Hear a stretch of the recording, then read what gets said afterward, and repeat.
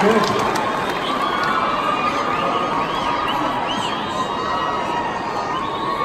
24th of August, 1972. An evening in late summer. It's almost the end of the school holidays. One of those days when it felt like England was about to choke on its own nostalgia. Nostalgia for the war years, for the finest hours, while we, the teenagers, were screaming inside for something, anything to happen.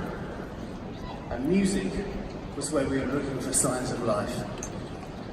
David Bowie and the Spiders had made their debut earlier in the year. Queen's was just around the corner. It was into this atmosphere that Roxy Music dropped their pop culture bomb on the British public, performing their first single, Virginia Plain, on prime time BBC One television.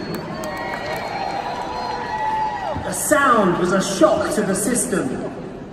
A psychedelic Sinatra, crooning pop art poetry over driving drums, over saxophones and oboes, heavily treated electric guitars, and the most out there synthesizer parts you'd ever heard. The musicians themselves were dressed outrageously, each one with an individual, well-defined look. Put it all together, and what you got was pulp science fiction. Their wildly exciting self-titled debut album was just as cinematic. It took the listener to burnt-out battlefields, sunlit beaches, and darkened movie theatres. There was funk, country and western, rock and roll, German experimental music, doo-wop, all hybridized into something entirely new. But this was more than just music. This was all-encompassing, pioneer, lifestyle branding. This was an entire genre unto itself. This was Roxy Music.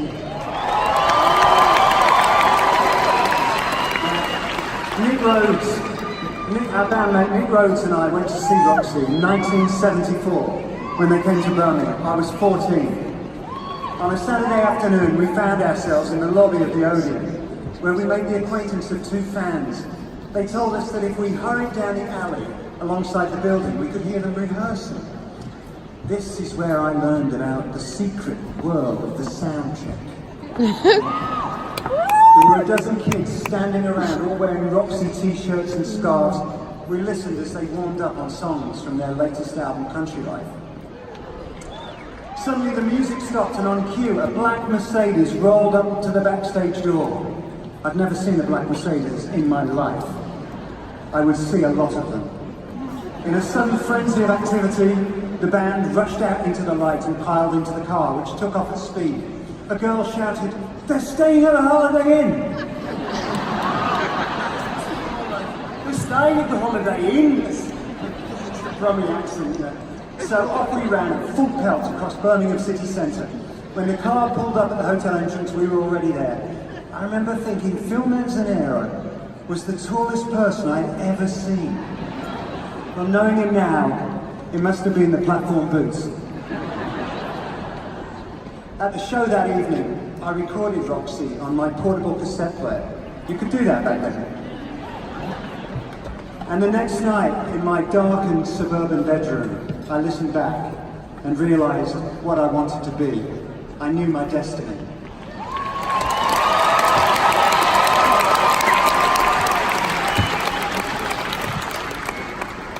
The subsequent journey of Roxy Music, piloted by the open heart surgery that was Brian Ferry's lyric writing, would take us deep into emotion and romanticism. As listeners, this was not what we'd expected. We came to party, but what we learned was to feel. Over a 12-year span, they recorded 8 studio albums, each one a masterwork, each one filled with moments that defy the dry eye. Always the experimentation, the drive, the humour, the articulate, versatile musicality. A body of work that fulfilled every promise of the electric rock era. After leaving the group in 1973, Brian Eno would become the world's most innovative studio musician. A one-man zeitgeist. Eno helped shape some of the most significant artists of our time. He also has the distinction of being the musician most frequently cited as an answer to clues in the New York Times crossword. Musician Brian, 3 letters. Musician Brian, 3 letters. Have we said that? Eno once said of the Velvet Underground, they didn't sell many records, but everyone who bought one formed a band.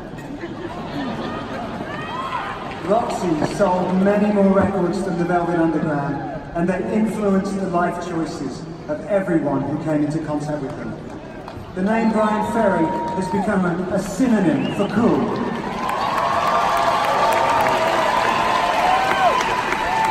He is, like Cary Grant, another Englishman whose phenomenal drive and determination lay behind an image that was made to look so effortless. Aspirational, but strongly grounded in his working class roots, Brian is one of the most restless spirits in 20th century art. In his memoir, Nile Rodgers wrote that after seeing Roxy in London, he tapped into what he called the deep hidden meaning that would fuel the concept for his own band, Chic.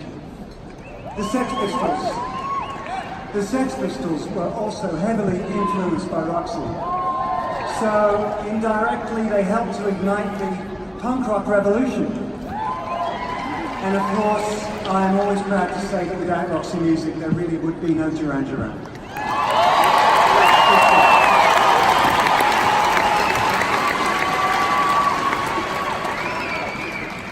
Along the way, in the early 80s, we were inadvertently able to introduce Roxy to our young American audience. When radio stations like WLIR would play both bands back to back. Our musical paths finally crossed in 1985, when Nick and I invited Andy Mackay to perform with us on Arcadia's So Red the Rose. Andy's unique style of playing saxophone and clarinet proved to be the crucially lush element that we were looking for. Roxy music's influence is immense and impossible to calculate. We're happy to see them here together tonight and honoured to be the ones to bring them into this hallowed institution.